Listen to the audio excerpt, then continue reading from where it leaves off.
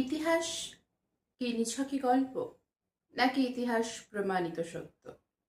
অনেকে মনে করেন ইতিহাস নিছকই গল্প, কিন্তু ইতিহাস যদি নিছকই কল্পনা প্রসূত গল্প হতো, তাহলে কি ঐতিহাসিক আর সাহিত্যিকের মধ্যে বিশেষ কোনো পার্থক্য থাকতো?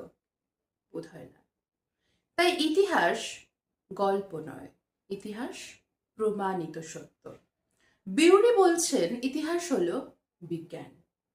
অর্থাৎ ইতিহাস বইতে, ঐতিহাসিক গ্রন্থে যা কিছু লেখা থাকে তার সপক্ষে থাকে তথ্যসূত্র। কি এই তথ্যসূত্র?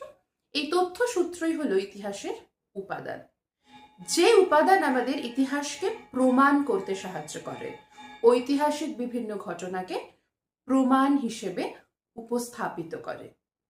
ইতিহাসের এই উপাদানকে আমরা দুই ভাগে ভাগ করি: প্রত্নতাত্ত্বিক উপাদান এবং সাহিত্যিক উপাদান। প্রত্যন শব্দের অর্থ হল পুরনো, প্রাচীন।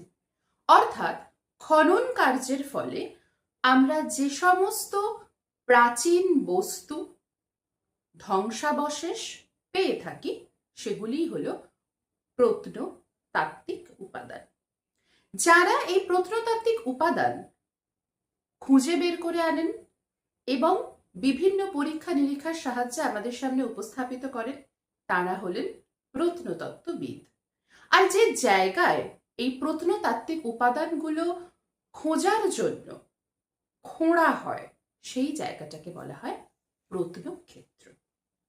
এই প্রত্নতাত্ত্বিক উপাদানের আবার বিভিন্ন উপবিভাগ রয়েছে। কি সেই উপবিভাগ? সেই উপবিভাগগুলি হলো পুরাবস্তু, লেখমালা, মুদ্রা এবং শিল্পকর্ম।